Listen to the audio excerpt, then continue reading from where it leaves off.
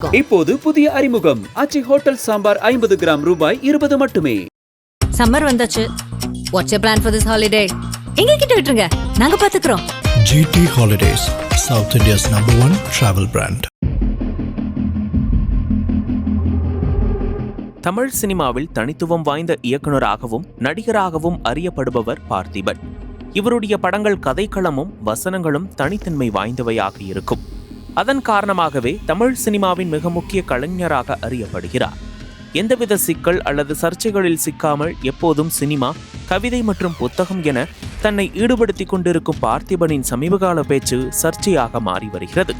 அந்த வகையில் சில நாட்களுக்கு முன்பு ஒரு விழாவில் கலந்து கொண்ட இவர் ஒரு பிரபல நடிகை குறித்து பேசியிருந்தார். அது பொதுவெளியில் பெரும் பரபரப்பை ஏற்படுத்திய நிலையில் அவர் மீண்டும் ஒரு விழா மேடையில் பேசிய பேச்சு தமிழகத்தில் சர்ச்சையை ஏற்படுத்தியுள்ளது. பார்த்திபன் தற்போது பவன் கல்யாண் ஹீரோவாக நடித்துள்ள உஸ்தாத் பகத்சிங் படத்தில் வில்லனாக நடித்துள்ளார். இந்த படத்தின் ப்ரீ ரிலீஸ் நிகழ்ச்சி ஹைதராபாத்தில் நடைபெற்றது.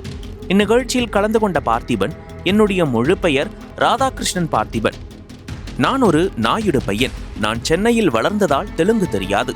அதனால் இயற்கையாகவே தமிழ் சரளமாக வரும். தெலுங்கு கொஞ்சம் கொஞ்சம் தான் தெரியும். ஆனால் இந்த படத்தின் வெற்றி விழாவுக்கு உங்களை வந்து சந்திப்பேன். அப்போது நான் உங்களிடம் சரளமாக தெலுங்கு பேசுவேன் என்பதை இந்த மூர்த்தி உங்களுக்கு வாக்களிக்கிறார். மூர்த்தி என்பது என்னுடைய ஒரிஜினல் பெயர் என்று பேசியிருந்தார். இது ரசிகர்களிடையே பெரும் அதிர்ச்சியை ஏற்படுத்தியுள்ளது.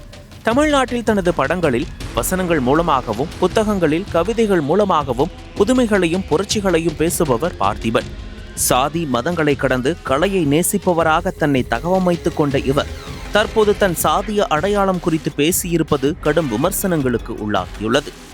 நீண்ட காலமாக முற்போக்கு கருத்துக்களை பேசி வந்த பார்த்திபன் ஆந்திராவுக்கு சென்று தன்னுடைய சாதிய அடையாளம் குறித்து பேசியிருப்பது பெரும் சர்ச்சையை ஏற்படுத்தியுள்ளது.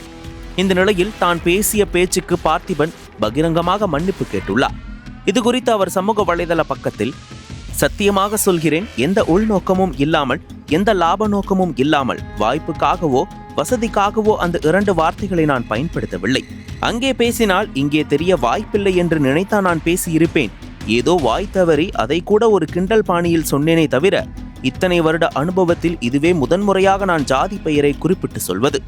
அப்படி ஜாதியை தலைமேல் வைத்து கொண்டாடுபவர்களை எனக்கே பிடிக்காது. இவன் உட்பட பல படங்களில் நானே அதை வன்மையாக கண்டித்துள்ளேன். அப்படி இருக்க நானே அதை செய்வேனா? தவறு நடந்துவிட்டது என்பதை முழுமையாக உணர்ந்து வருந்தி கிடக்கிறேன். இவ்வளவு பேர் வருத்தத்திற்கு நான் ஆளாகி இருப்பது எனக்கே பிடிக்கவில்லை. என் திறமையை மட்டுமே நம்புவேனே தவிர தவறையும் ஜாதியை சொல்லி வயிறு வளர்க்க எனக்கு விருப்பமில்லை. இனி ஒருமுறை கூட தவறியும் இது நடக்காது என உறுதியளிக்கிறேன். என் பேச்சால் வேதனைப்பட்டவர்கள் அனைவரிடமும் மீண்டும் ஒருமுறை மனப்பூர்வமாக மன்னிப்பு தெரிவிக்கிறேன். தயவு செய்து மறந்துவிட்டு பழையபடி என்னை ஊக்கப்படுத்துங்கள். உங்களை விடவும் நானே அதிக வருத்தத்தில் உள்ளேன். இனி மிக மிக ஜாக்கிரதையாக நீங்கள் என் மீது வைத்திருக்கும் அன்பை பாதுகாப்பேன் என்று பதிவிட்டுள்ளார்.